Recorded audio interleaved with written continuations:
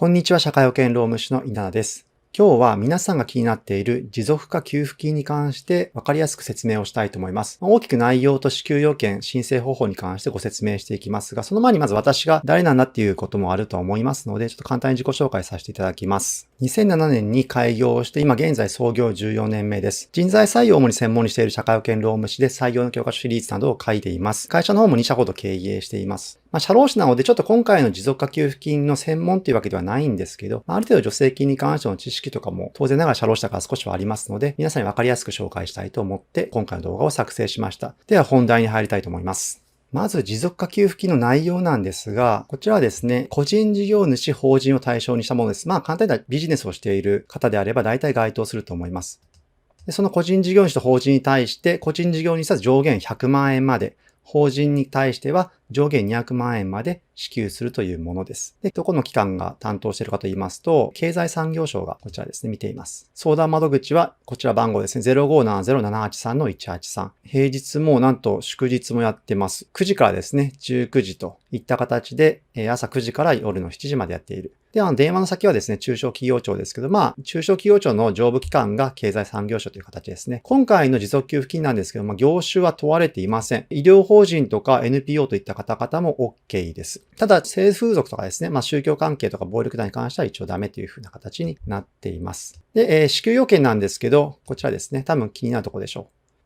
まずですね、2019年以前に収入がある方が対象です。ですから、2020年、例えば今年の1月に開業しましたっていう、そういった会社、個人の方は対象ではありませんね。前年にちゃんと収入がある方です。さらに、事業の継続意思があるというのはまず一つのポイントですね。ですから、廃業をした方とか、今月末で廃業しますとか言った方は申請できませんし、もうすでに廃業している方も当然申請できません。申請方法はですね、インターネットを使って申請します。ウェブ申請です。これ当たり前ですよね。で、理由は混雑しますし、当然ながら感染防止です。役所にみんなが詰めかけてそこで大量にですね、人が待ってればそこでコロナ感染する可能性がありますので、ウェブ申請ということになっています。この辺は素晴らしいですね。で、次。ここからですね、ちょっと要件のポイントなので、少し頭の中をですね、整理していただきたいんですけど、まず、2019年の同月比から 50% 以上、売上がダウンしているということが必要です。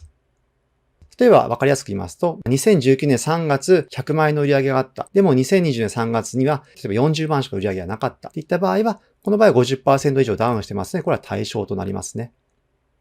もう一つのですね、ポイントなんですけど、事業所得のみが対象です。ですから、例えば、不動産とか株とか、こういった雑所得に関しては当然 NG ということになってきます。で次に申請方法なんですけど、これはですね、先ほど言いましたけど、インターネットで申請しますが、具体的にその時に必要な書類などがあります。で一応来月、5月1日からですね、申請の開始が行われるようです。早ければ、今4月30日に録画してますけど、明日からということですね。で、この時に必要なのが確定申告書の控えが必要ですね。当然ながら、法人の場合は、決算とかそういった書類が必要になってきます。で、その他にも会計帳簿とか、口座情報とかですね、あと免許証とかこういったものもいりますけど、それに関してはホームページの方で詳しくご確認ください。で、ポイントですね、ここです。まず、必要なのが2019年、つまり去年の毎月の売上が必要になってきます。売上が下がったことによって支給しますので、当然ながら昨年の売上っていうのを伝える必要があります。いくらだったかというふうなことですね。で、その何月いくら何月いくら何月いくらっていうのを提出する必要があります。で、さらにまたいるのが2020年の毎月の売上ですね。2020年今4月ですから1234というふうな形でこちらが必要です。で、これ決算月がですね、例えば3月とか行った場合、法人の場合ですね、3月とか行った場合は、そこでまた区切りが変わってきますので、その詳しい話に関してはもう税理士とか会計士の方に聞いてください。で、これは一応概要という形ですね。これちょっとポイントなんですけど、この2019年の売上から2020年の売上を比較した場合に50% 以上の減額月があるかというのがまず一つのポイントです。50% 以上減っているかということですね。例えば先ほど言いましたね、2019年3月と2020年3月を比べた場合に 50% 減っていれば、それで対象になってきます。でちょっとわかりづらいでしょうが、ちょっと計算式を少しご説明いたします。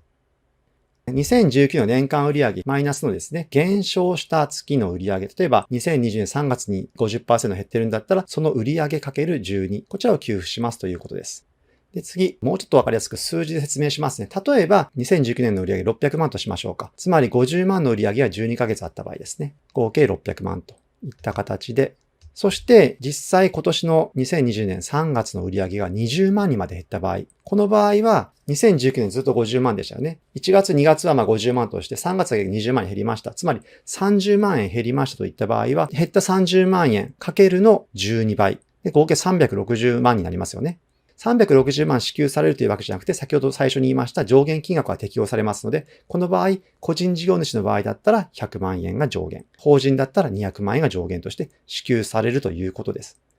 ですから、もし今回コロナの影響でですね、本当に売上が 50% ぐらい1ヶ月でも落ちているんだったら、かなりの方々が対象になると思います。最後、申請方法ですね。もうこれはですね、ホームページの方にアクセスしてください。ちょっと今日現在はまだ開いていませんけど、多分明日になったらこれがオープンされているとは思います。